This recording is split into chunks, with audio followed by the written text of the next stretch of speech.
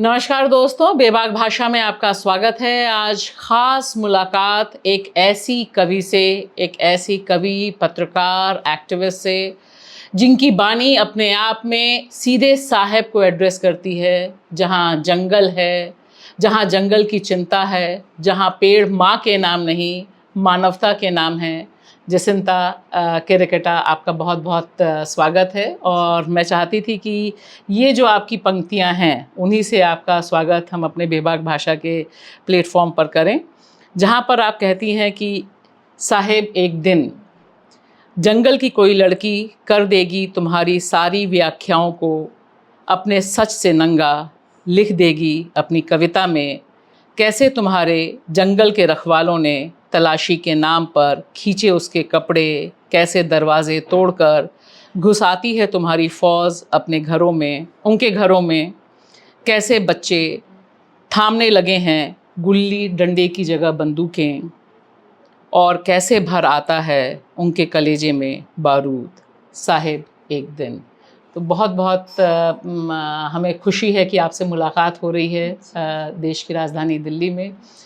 आज की तारीख में आप कैसे अपनी कविताओं, आपकी कविताएं जब मैं पढ़ती हूँ तो मुझे लगता है कि जो आज हमारे आसपास चल रहा है बिल्कुल उसका दर्द कविताओं में आपकी उतरता है। अनगिनत कविताएं जो आपकी हैं, आप कैसे अपनी कविताओं और आज के सच को देखती हैं?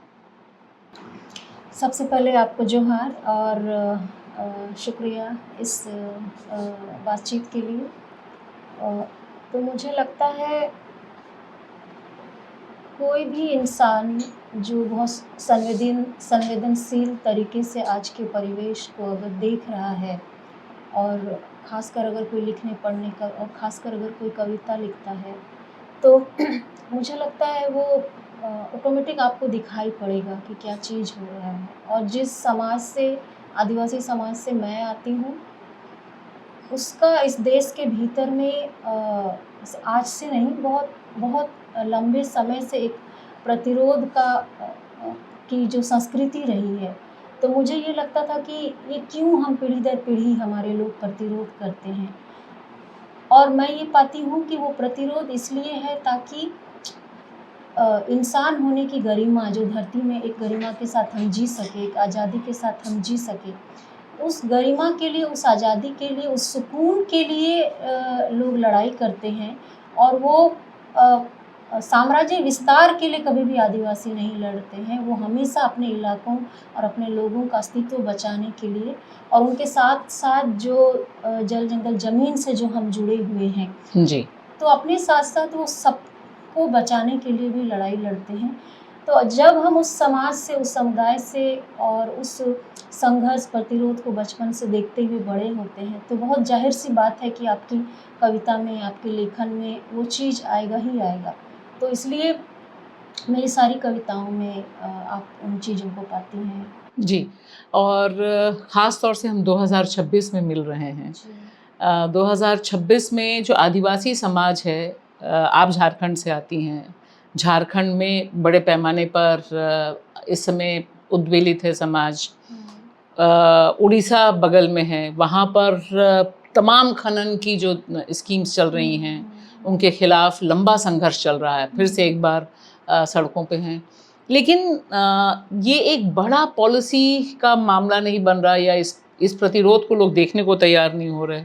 एक तरीके से पूरे भारत का जो एक बिहेवियर है, और वो लंबे समय से एक जो थिंकिंग और बिहेवियर रहा जी। है, उसको भी देखने का ज़रूरत है कि इस देश में लोग सारे के सारे लोगों को बहुत अपना, या उनका संघर्ष हमारा देश के लोगों का संघर्ष है, ऐसा वो नहीं समझ पाते हैं।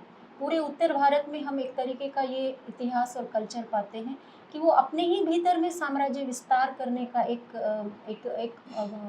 पीढ़ी दर पीढ़ी वो रहा है, और उसमें अपने ही लोगों की हत्याएं भी लोग करते चले हैं।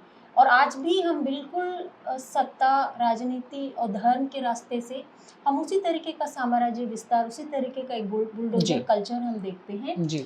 और वो उसका शिकार हमेशा आदिवासी रहेंगे और हाशिए के लोग रहेंगे, क्योंकि वो वो जो जब देश बोलते हैं तो वो अपने अपने इलाकों को बचाने का, उसके साथ जो नदी पहाड़ जंगल जुड़ा हुआ है उस सब चीज़ को बचाने की वो बात बात करते हैं। तो इस देश के भीतर में हमेशा एक तो अपने इलाके को, अपने जल जंगल माटी को बचाने का और एक साम्राज्य विस्तार करने का, ये दो तरीके का जीवन शैली जीने वाले लोग हैं। और आज भी वो उसी संस्कृति को, उसी तरीके को, रास्ता को ही कैरी कर रहे हैं। इसीलिए जब भी लोग अतीत की तरफ भी जाएंगे तो एक समाज अपने ही देश के भीतर में वही साम्राज्य विस्तार करेगा, बुलडोजर का कल्चर लेके आएगा।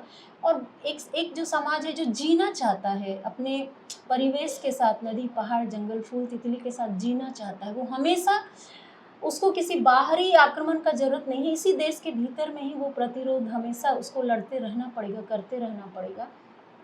तो सेम चीज़ वो चला आ रहा है। और आज हम वही देखते हैं कि आज भी पूरे के पूरे आदिवासी बेल्ट में वो कहीं किसी दूसरे देश से लड़ नहीं रहे हैं, वो इसी देश के अपने देश के ही भीतर ही, देश के भीतर में ही वो, उन्हें लगता है कि कौन भीतरी और बाहरी है। अगर हम एक हैं तो फिर अपने ही देश के भीतर में आप क्यों नहीं एक साथ में जंगल पहाड़ों को, ज़मीन को बचाने का और एक साझे तरीके से हम कैसे जी सके, इस बात को लोग क्यों नहीं समझ पाते हैं।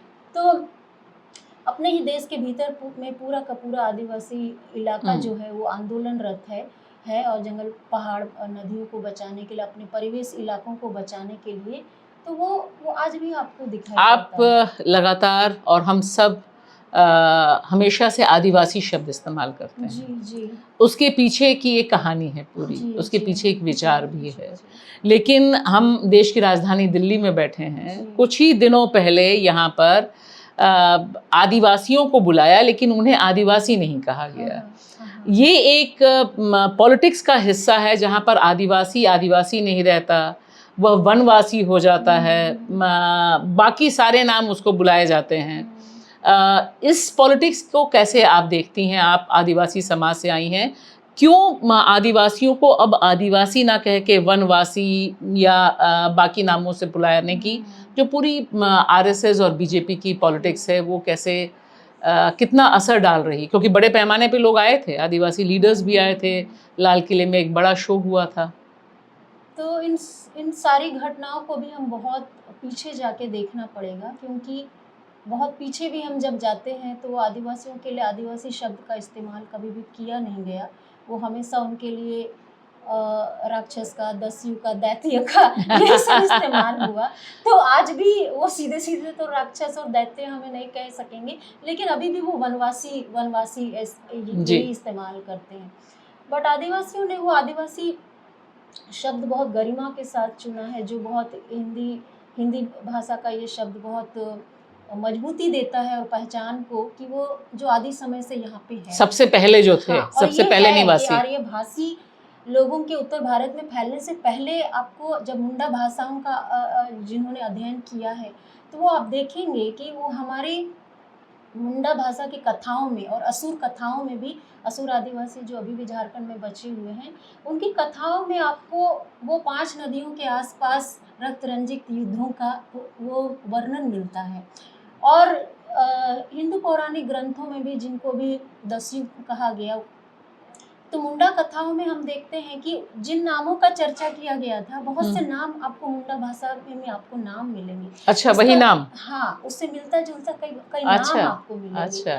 तो इसका मतलब है इस पूरे प्रदेश में मुंडा भाषी ऑस्ट्रो एशियाटिक लैंग्वेज भाषा के लोग थे और उनका वो संघर्ष उस समय से कर रहे थे, और वो लड़ते लड़ते छोटा नागपुर के पठार की तरफ आए, और वो जो पूरा जंगल से भरा हुआ इलाका था, तो वो अपने सुकून की तलाश में लंबे समय से अपने स्वशासन व्यवस्था की उन्होंने फिर जीने की वो और अपने तरीके का राजा चुनने अपने बीच में, वो सारा चीज़ें। तो ये आज का विषय नहीं है कि किन नामों से हमें बुलाया जाता है।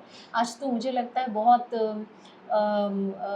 बहुत सुधार करके वो वनवासी तक पहुंचे हैं, अदरवाइज वो राक्षस वाले। लेकिन उनको आदिवासी से बहुत दिक्कत है। आदिवासी से इसलिए दिक्कत है कि वो ये साबित करना चाहते हैं कि दरअसल वो आदिवासी हैं और इस देश में बाकी मूल निवासी वो हैं। हाँ, मूल निवासी। भाई आदिवासी मतलब तो ये हुआ कि जो देश का मूल निवासी है। तो वो इसलिए आदिवासी सब वो अपने भीतर जहन में ये मानते हैं कि हम हैं यहाँ के, मतलब इस भारत के निर्माता हम लोग हैं।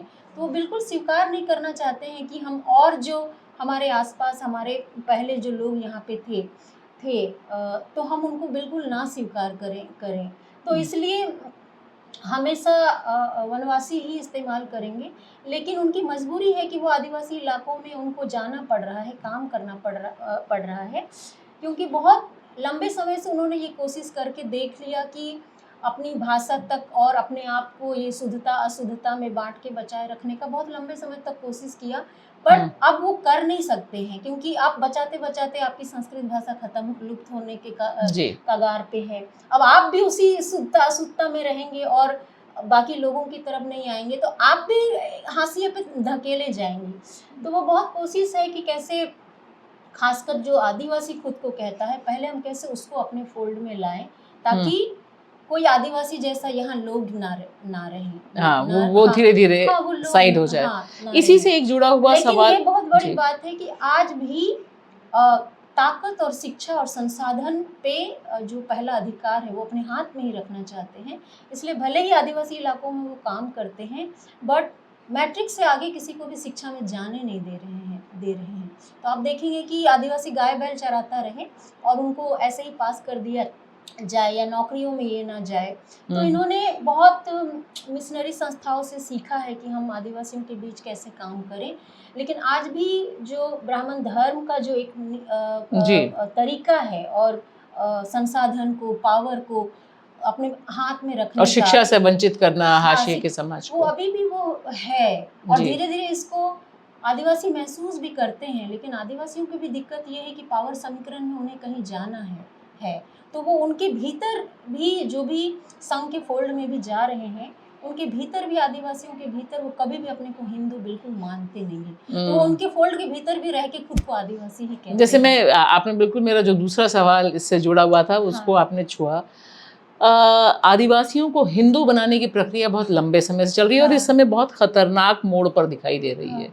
बहुत खतरनाक मोड़ पे, जहाँ पर जो बाकी प्रैक्टिस है जिसके लिए आदिवासी समाज आदिवासी है, उसे किनारे करके अब पहले हनुमान को पहुंचाया वहाँ पर, अब राम पहुँचे हैं वहाँ, तो अलग अलग ढंग से और दुश्मन के तौर पर उनको दिखाई देता है कि मिशनरी समाज है और नहीं तो ये सारे लोग हिंदू बन जाते हैं। ये जो हिंदू बनाने की प्रक्रिया है, क्या आपको लगता है कि कितना असर पड़ा है आज की तारीख में? कितने आदिवासी खुद को हिंदू क्लेम कर रहे हैं?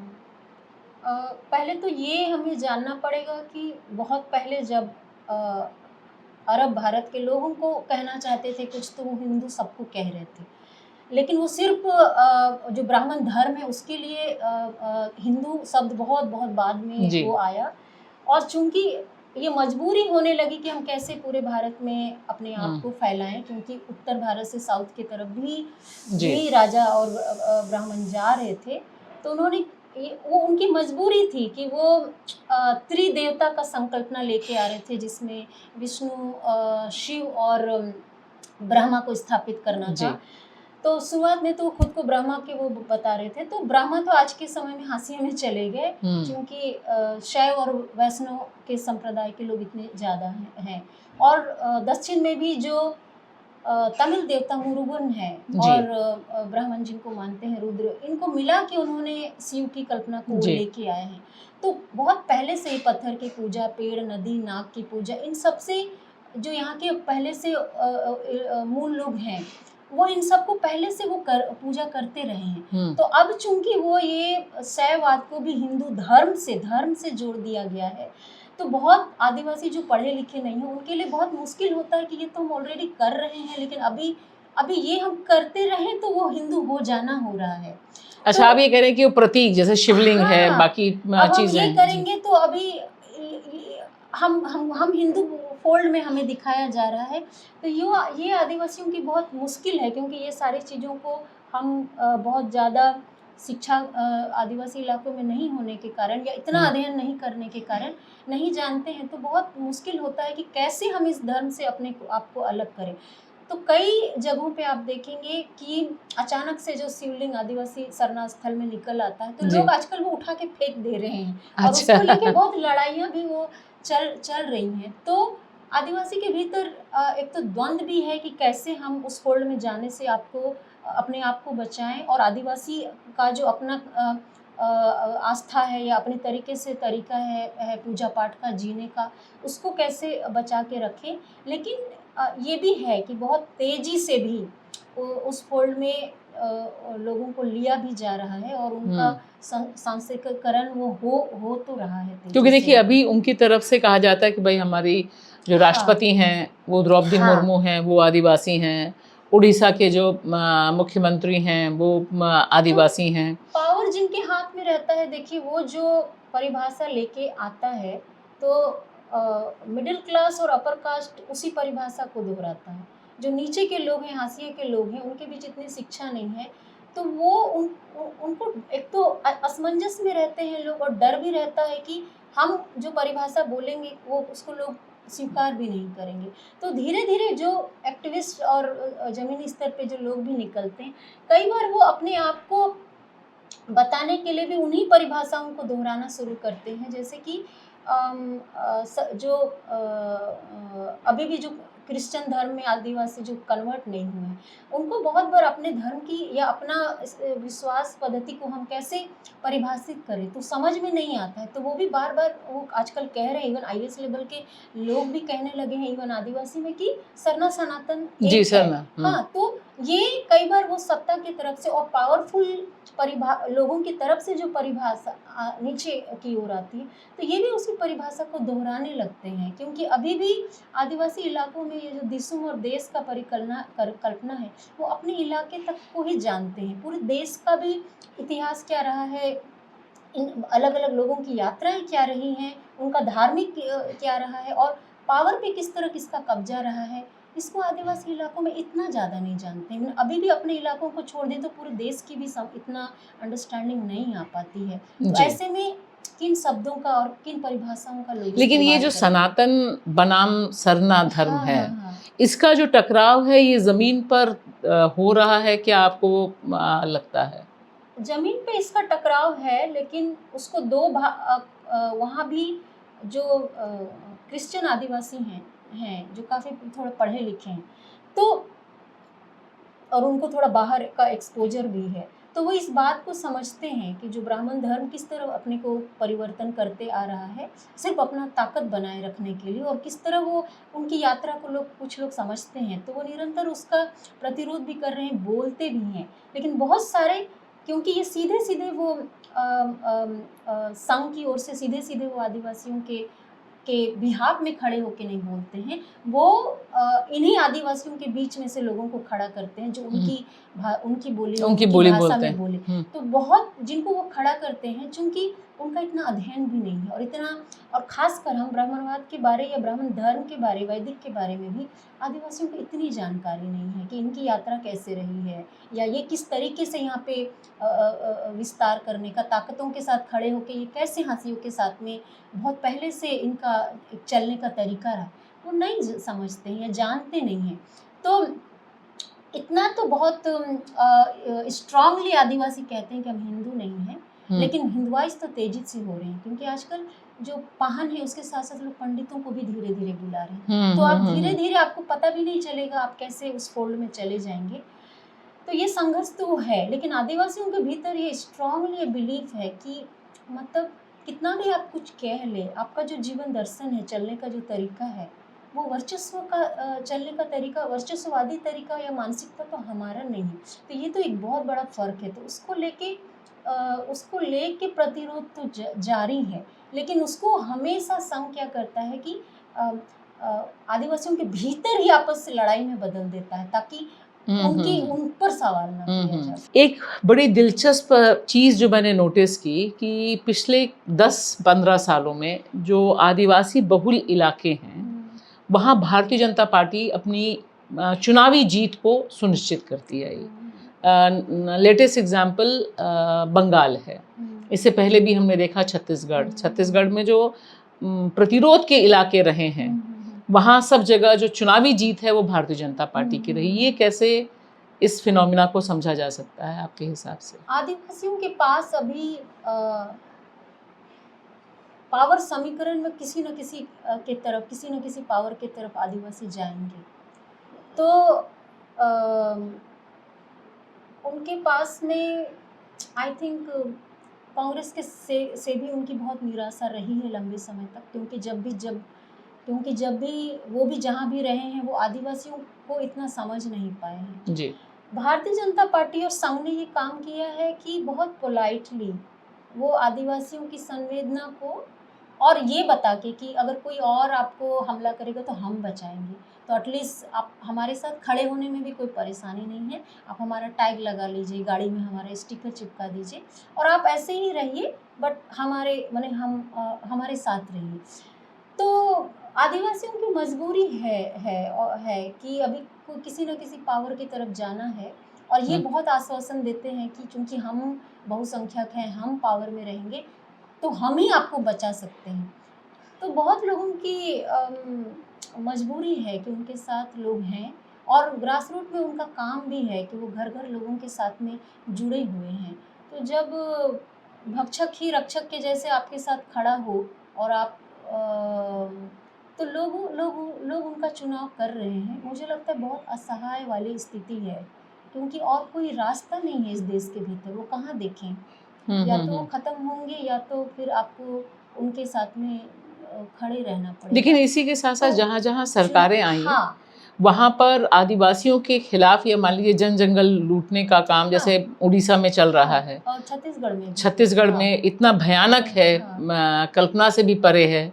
छत्तीसगढ़ में अब ये भी कर दिया कि सारे स्कूलों में सुबह से लेकर दोपहर तक सारी जो प्रार्थनाएं होंगी वो आरएसएस के स्कूलों में जो होती हैं उससे भी बढ़ाकर 6-7 सुबह से शाम तक प्रार्थनाएं कर दी अनिवार्य हैं। देश के भीतर में आई थिंक मुझे लगता है बहुत आदिवासी अभी असहाय की स्थिति में है, और बहुत कोई वो पावर समीकरण में उन्हीं के साथ में जा रहे हैं ताकि ताकि वो थोड़ा भी उनकी मदद करते हैं या थोड़ा भी उनको सुरक्षा देते हैं, तो उनको लगता है चलो हम अपने तरीके से जी लेंगे, और जिनसे ज़्यादा खतरा है उन्हीं के साथ अगर हमने गठबंधन कर लिया तो हमें इनको बार बार इतना झेलना भी नहीं पड़ेगा। लेकिन बहुत गहराई से और दिल से मुझे लगता है आदिवासी स्वीकार नहीं करते हैं उनको, इसलिए संघ के भीतर भी आदिवासी और उनके बीच ये बहुत संघर्ष है कि आप कुछ भी कहें बट हम नहीं कहेंगे कि हम हिंदू हैं। तो बहुत संघ बहुत फ्रस्ट्रेट होता है कि इनके साथ जितना भी खड़े रहो कुछ भी करो, बट ये आदिवासी स्वीकार नहीं करते हैं, मानते नहीं हैं, तो इस बात को लेके वो बहुत फ्रस्ट्रेट भी होते हैं। फिर उन तरीका निकालते हैं कि ठीक है, अगर ये बार बार अपने अलग धर्म कोड की बात करें तो हम ठीक है, अगर इसीलिए यूसीसी में आदिवासियों को अलग रख दिया, यूनिफॉर्म सिविल कोड में हर बार बोलते हैं कि आदिवासी अलग रहे। उनका बहुत अतीत से है ना कि कुछ ना हो तो हम स्वीकार भी करेंगे। तो अगर कल को ऐसा हो गया कि अगर इनको अलग धर्म कोड भी देना है, तो जैसे हमने बौद्ध जैन को हिंदू फोल्ड में मिला लिया, इसी तरह हम इनको भी कहेंगे कि ये हिंदू फोल्ड में ही एक अलग धर्म कोड के साथ ये भी हैं। तो ये ब्राह्मणवाद का बहुत लंबे समय का वो तरीका है, और वो देश को इसी, तो आई थिंक लोगों के पास में रास्ता नहीं है, वो किसकी तरफ देखें। और इस देश के भीतर में अपने ही लोगों के साथ जूझते जूझते इतने पीढ़ी दर पीढ़ी लोग थक भी बहुत जाते हैं, तो उनके साथ में पावर समीकरण में बहुत सारे लोग उनकी तरफ जा रहे हैं।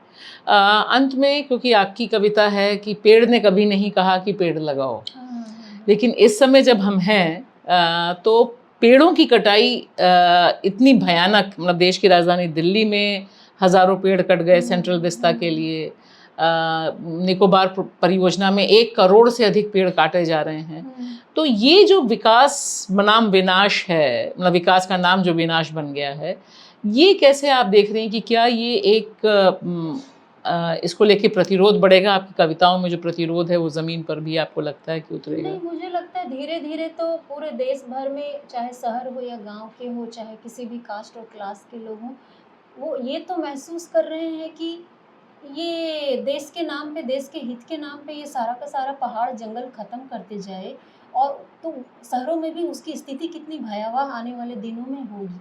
तो एक पर्यावरण को लेके लोगों में एक अंडरस्टैंडिंग तो आ रही है कि इसका विरोध तो वो करना ही चाहिए, और इसके लिए इसीलिए मुझे लगता है अलग अलग जगहों पे आवाज़ तो वो उठ रही है, और लोग एक एकजुट भी हो रहे हैं, क्योंकि वो समझ रहे हैं कि सिर्फ ये आदिवासी इलाकों का विषय नहीं है, ये जेन्युइन सवाल भी है।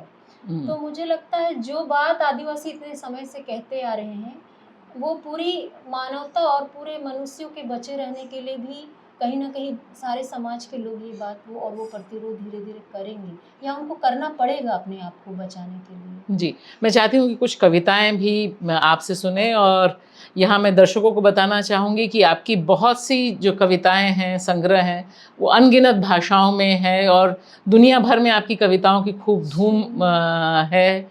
इतना अनुवाद और जिस तरह से आपने अपनी जगह बनाई है, वह भी अपने आप में बड़ी बेमिसाल है। जी। Thank you. जहाँ कुछ नहीं पहुँचता, पहाड़ पर लोग पहाड़ का पानी पीते हैं, सरकार का पानी वहाँ तक नहीं पहुँचता।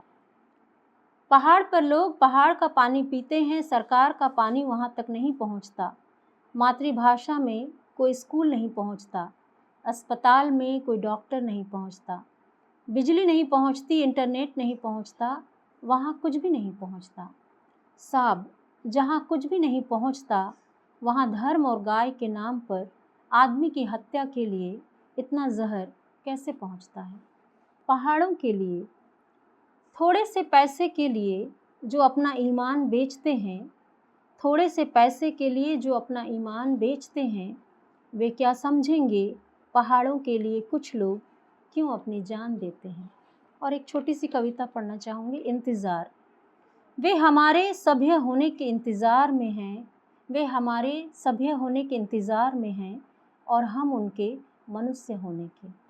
भाषा से नीचे गिरते लोग, अपनी भाषा से नीचे गिरते हुए कोई यह कहता है वह दूसरों को उनकी ही भाषा में जवाब देता है, तो मैं समझती हूँ असल में वह किसी को जवाब नहीं देता है, सिर्फ अपनी भाषा पर से अपना भरोसा खो देता है, और अपनी ज़ुबान पर जिसका भरोसा ना हो उससे ज़्यादा असहाय और कौन होता है। सपने, एक ऐसी दुनिया के सपने देखती हूँ जहाँ किसी तरह की सीमा ना हो। एक ऐसी दुनिया के सपने देखती हूँ जहाँ किसी तरह की सीमा ना हो, पर हर आदमी जाने कि उसकी सीमा क्या है। पेड़ों ने तुमसे क्या कहा? पेड़ों ने तुमसे पेड़ लगाने को नहीं कहा, बस अपने हिस्से की ज़मीन छोड़ने को कहा, जहाँ अपने तरीके से वे उग सकें, पर तुम उनके हिस्से की ज़मीन पर जमे रहे, और पेड़ लगाओ धरती बचाओ का नारा लगाते रहे। ज़िंदा रहने के लिए सांस लेकर भी अभी तुम बड़ी मुश्किल से सांस छोड़ने का अभ्यास कर रहे हो। पेड़ों के हिस्से की धरती छोड़ देना क्या तुम्हारे बस की बात है? हमारा हिसाब कौन देगा साहब? मंदिर मस्जिद गिरजाघर टूटने पर तुम्हारा दर्द कितना गहरा होता है कि सदियों तक लेते रहते हो उसका हिसाब, पर जंगल जिनका पवित्र स्थल है उनको उजाड़ने का हिसाब कौन देगा साहब? जाने कब से धर्म खेल रहे जो तुम्हारे धर्म के दायरे में आते नहीं। वे जंगल को पूजते हैं, जंगल को जानते हैं, वहीं जीते हैं वहीं मर जाते हैं। तुम सब बूट पहनकर उनके पवित्र स्थलों में कैसे घुस आते हो? विकास कह कह कर जितने निर्दोष मारे हैं उन सब का हिसाब कौन देगा साहब? वे जो जंगल पहाड़ में रहते हैं वे वनवासी नहीं आदिवासी हैं। उनको उनकी ही ज़मीन पर क्यों अछूत बना कर रखते हो? अपना अपना धर्म लेकर क्यों इधर चले आते हो? आते हो तो धर्म के साथ उनकी संस्कृति पर बुलडोज़र क्यों चलाते हो? हर काल में तुम सब शामिल हो उनके पवित्र स्थलों को उजाड़ने वालों के साथ। आखिर उन सब का हिसाब कौन देगा साहब? कैसा धर्म है तुम्हारा? आपस में तो लड़ मरते हो। प्रकृति जो तुम्हें पालती है उसको भी नहीं छोड़ते हो। हम जीवन भर लड़ेंगे तुम्हारी इसी संस्कृति के खिलाफ। बस इतना बता दो, इस धरती को उजाड़ने का हिसाब आखिर कौन देगा साहब? बहुत बहुत शुक्रिया हमसे बात करने के लिए। आपसे बात समाप्त करने का मन नहीं कर रहा, लेकिन आप बहुत इम्पोर्टेंट प्रोग्राम में भी आई हैं, और मुझे लगता है कि भविष्य में भी हमारी कुछ मुलाकातें होंगी। बहुत बहुत शुक्रिया।